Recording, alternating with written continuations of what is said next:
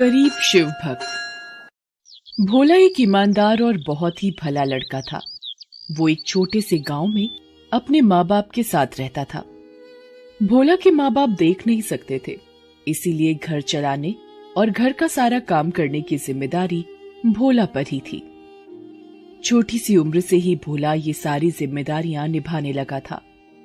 वो आसपास के इलाकों से कबाड़ बीनकर एक बड़े कबाड़ी को बेच देता और उससे मिलने वाले पैसों से अपना घर चलाता था।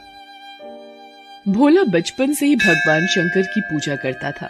वो अपनी टूटी फूटी और छोटी सी झोपड़ी में भगवान शिव की एक छोटी सी मूर्ति की पूजा करता और पूजा करने के बाद ही काम पर निकलता। भोला अपने माँ बाप को अच्छा जीवन देना चाहता था। एक दिन भोला अपनी माँ को कुछ सामान उठाते हुए देखता है और गुस्से में कहता है, अरे माँ, तुम ये क्या कर रही हो? घर के सारे काम मैं करता हूं ना, फिर तुम्हें परेशान होने की क्या जरूरत है? तुम्हें चोट लग जाती तो? तुम बैठो और आराम करो। अरे भोला मेरे बच्चे, सब कुछ तो तू ही कर रहा है ना जाने महादेव हमसे क्यों नाराज है, जो तेरे बाबा और मेरी आंखों की रोशनी छीन ली और मेरे नन्हे से बच्चे की इतनी कड़ी परीक्षा ले रहे हैं। नहीं माँ, मेरे महादेव को कुछ ना कहना। इस बुरे वक्त में भी जरूर कुछ ना कुछ अच्छा ही होगा। मुझे मेरे भोले भंडारी पर पूरा भरोसा है। अपने भोले बाबा की तरह तू भी बड़ा भोला है रे। अपनी माँ की बात पर मुस्कुराते हुए भोला ने अपना झोला उठाया और घर से बाहर चल दिया। माँ को तो उसने समझा दिया था, लेकिन खुद को नहीं समझा पा रहा था। पूरा दिन कड़ी धूप में घूमने के बाद भोला एक पेड़ की छांव में बैठ गया और अपने डंडे से बैठे बैठे ही कुछ ऐसा ढूंढने लगा जिसकी बाजार में कुछ कीमत मिल सके। अचानक उसे एक पत्थर दिखाई दिया। भोला ने उस पत्थर को उठाया और देखकर हैरान रह गया। वो पत्थर आकार में शिवलिंग जैसा दिखता था। भोला बहुत खुश हुआ।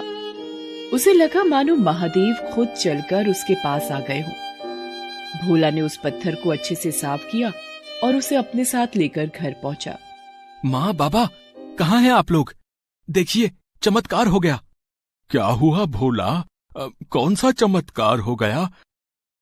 भूल गया बेटा, हम तो इतने अभागे हैं कि कुछ देख भी नहीं सकते। बाबा, मुझे आज कबाड़ बीनते हुए ये पत्थर मिला। नहीं, पत्थर नहीं, मुझे महादेव मिल गए बाबा। क्या बोल रहा है भोला? लगता है धूप लग गई है तुझे। कुछ भी बोल रहा है। जा, घड़े में से थोड़ा ठंडा पानी पी ले और आराम कर।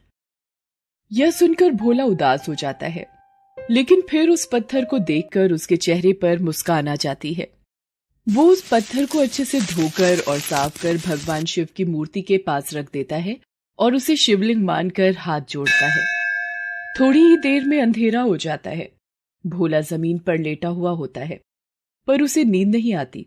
अचानक उसे एक हल्की रोशनी महसूस होती है। जैसे ही वो रोशनी की तरफ देखता है, एक बार फिर चौंक जाता है। वो पत्थर जिसे वो घर लाया था वो चमक रहा था। भोला समझ जाता है ये भी महादेव की ही लीला है।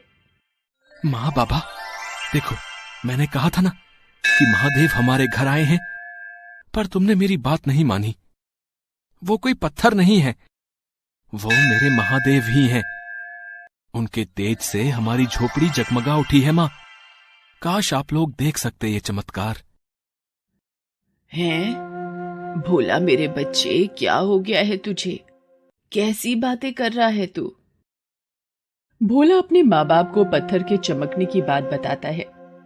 पहले तो उसके माँ बाबा को विश्वास नहीं होता, पर बाद में वो भोला पर भरोसा कर लेते हैं। धीरे धीरे उस पत्थर के चमकने की बात दूर दूर तक फैल जाती है। लोग भी इसे भगवान शिव का चमत्कार मानने लगते हैं और भोला के घर दर्शन करने आते हैं। भोला की छोटी सी झोपड़ी अब एक मंदिर में बदल जाती है, जहां दूर दूर से लोग उस चमत्कारिक पत्थर के दर्शन करने आते हैं और खूब चढ़ावा भी चढ़ाते हैं। भोला और उसके माँ बाबा को अब खाने पीने की कोई दिक्कत नहीं थी, क्योंकि जो भी लोग वहां आते खूब सारा प्रसाद चढ़ाकर जाते। एक दिन भोला अपनी माँ से, देखा माँ, मैंने कहा था ना, कि मेरे महादेव बड़े दयालु हैं। देखो कैसे उन्होंने हमारी मुसीबतों का हल कर दिया। तू सही कह रहा है बेटा, हमसे ही भूल हुई जो हम समझ ना सके। महादेव हमें माफ करे। धीरे धीरे समय बीतता गया। भोला और उसके चमत्कारिक पत्थर की चर्चा दूर दूर तक पहुंच गई। पासी के शहर में एक लालची सेठ रहता था, सेठ किरोड़ीमल। उसने जैसे ही चमकने वाले पत्थर के बारे में सुना, उसे देखने के लिए भोला के घर जा पहुंचा। जैसे ही अंधेरा हुआ, रोज की तरह पत्थर चमकने लगा। ये देखकर किरोड़ीमल की आंखें चमक उठी और उसने पत्थर को हथियाने का मन बना लिया। उसने भोला से कहा, ए लड़के, कहां से चुरा कर लाया तू ऐसा चमत्कारी शिवलिंग? और ये क्या, तूने महादेव को अपनी इस टूटी फूटी झोपड़ी में रखा हुआ है? ये महादेव का अपमान है। बता, क्या कीमत चाहिए तुझे? मैं तुझे देता हूं। मुझसे पैसे ले और महादेव को मेरे हवाले कर। नहीं नहीं सेठ जी, ये आप क्या कह रहे हैं? मैंने कोई चोरी नहीं की, और जो आप चाहते हैं वो कभी नहीं हो सकता। मैं अपने महादेव को खुद से अलग कभी नहीं करूंगा। आप कह रहे हैं कि मैं अपने महादेव की कीमत लगाऊं? नहीं सेठ जी नहीं, महादेव ने मुझे स्वयं दर्शन दिए हैं। मैं उन्हें खुद से अलग कभी नहीं करूंगा, चाहे कितना ही बड़ा खजाना क्यों ना मिल जाए। किरोड़ीमल समझ जाता है कि उसकी दाल इतनी आसानी से नहीं गलने वाली, लेकिन वो तो उस पत्थर को हथियाकर उसे बड़ी कीमत पर बेचने का मन बना चुका था। उस वक्त तो किरोड़ीमल वहां से चला गया, लेकिन घर जाकर उसने अपने आदमियों से उस पत्थर को चुरा लाने को कहा। सेठ के आदमियों ने ऐसा ही किया। वो दिन के समय भोला के घर गए और उसके माँ बाबा के अंधेपन का फायदा उठाकर उस पत्थर को वहां से चुरा लाए। किरोड़ीमल उस पत्थर को पाकर बहुत खुश था और अब उसके लिए एक अच्छा खरीदार ढूंढने लगा। उधर शाम को जब भोला घर वापस लौटा तो पत्थर को उसकी जगह पर ना पाकर अपने होश खो बैठा। माँ बाबा, ये क्या हो गया? मेरे महादेव कहाँ हैं? कहाँ गए वो? हैं? अब ये तू क्या कह रहा है बेटा? कहीं ऐसा तो नहीं कि उस सेठ की बात सच हो? हमारी झोपड़ी का हाल देखकर महादेव हमसे नाराज हो गए हों और चले गए हों। अपने बाबा की ये बात सुनकर भोला बहुत उदास हो गया। रोते हुए महादेव से मन ही मन माफी मांगने लगा। अगले दिन भोला ने पहले की तरह महादेव की मूर्ति की पूजा की और अपने काम पर चला गया। लेकिन पत्थर के उसके पास ना होने से वो बहुत दुखी था। उसके लिए तो वही उसके महादेव थे जो उसके पास थे, पर अब नहीं है। दूर दूर से लोग अब भी शिवलिंग की पूजा अर्चना करने के लिए भोला के घर आ रहे थे, लेकिन पत्थर को ना पाकर भोला को खरी खोटी सुनाकर चले जाते। सावन का महीना चल रहा था। भोला ने एक दिन कुछ लोगों को कांवड़ यात्रा पर जाते देखा तो उसकी भी इच्छा हुई।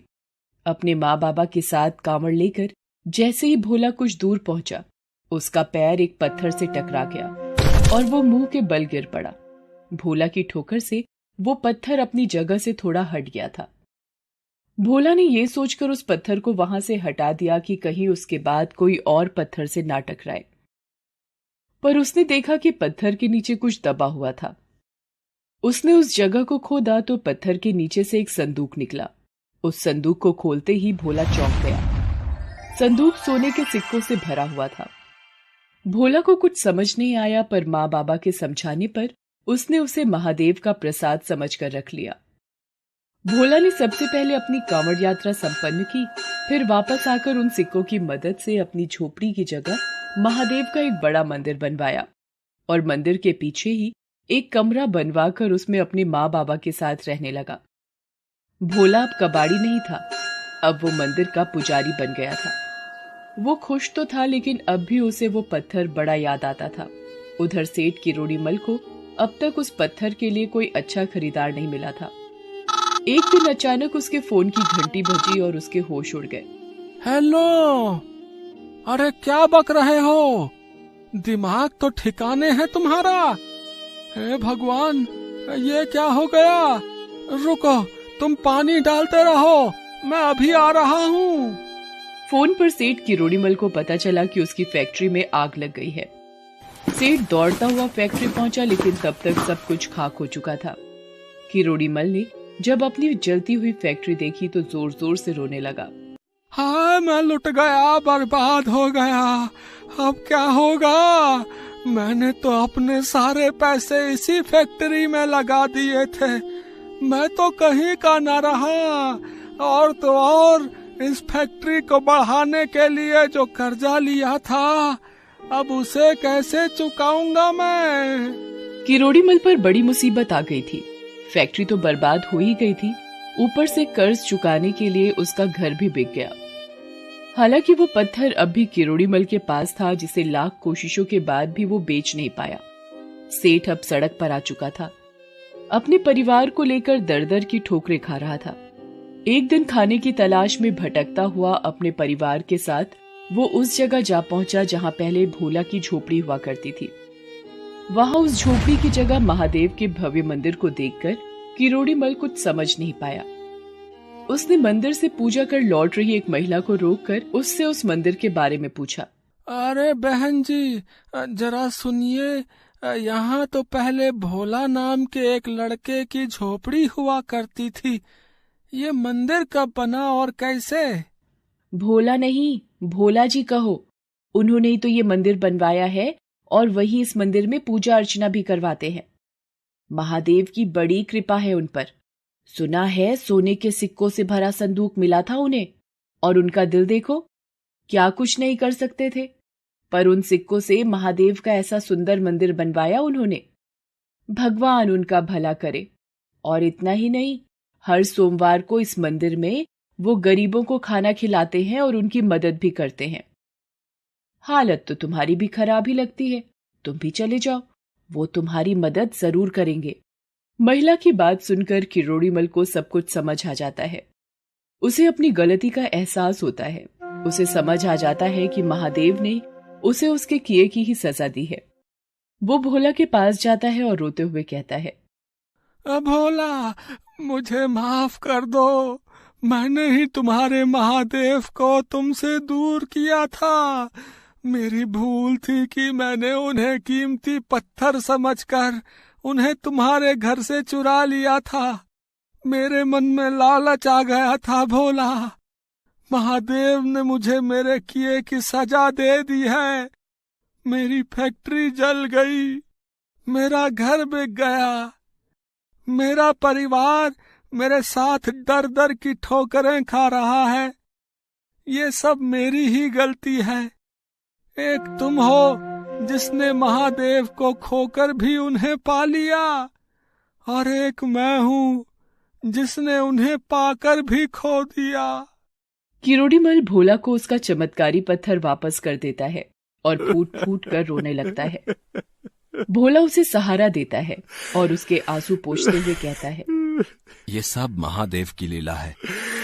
हम सब तो उनके हाथों की कठपुतलियां हैं। उन्होंने तुम्हें सही रास्ते पर लाने के लिए ही ये सब किया होगा, पर अब तुम्हें अपनी गलती का एहसास है। मैंने तुम्हें माफ किया और मुझे भरोसा है कि महादेव भी तुम्हें माफ करेंगे। उस पत्थर को वापस पाकर भोला बहुत खुश होता है। आखिर उसे उसके महादेव वापस जो मिल गए थे। भोला ने उस शिवलिंग को स्नान कराया और पूरे विधि विधान से मंदिर में उसकी प्राण प्रतिष्ठा कराई। जैसे ही भोला ने मूर्ति स्थापित की, अब की बार वो पहले से भी ज्यादा चमकने लगी। ये देखते ही भोला और किरोड़ीमल की आंखों में आंसू आ गए। भोला ने किरोड़ीमल के परिवार को सहारा दिया और नया काम शुरू करने में उसकी मदद भी की। इस तरह महादेव की कृपा से भोला और किरोड़ीमल दोनों का जीवन संवर गया।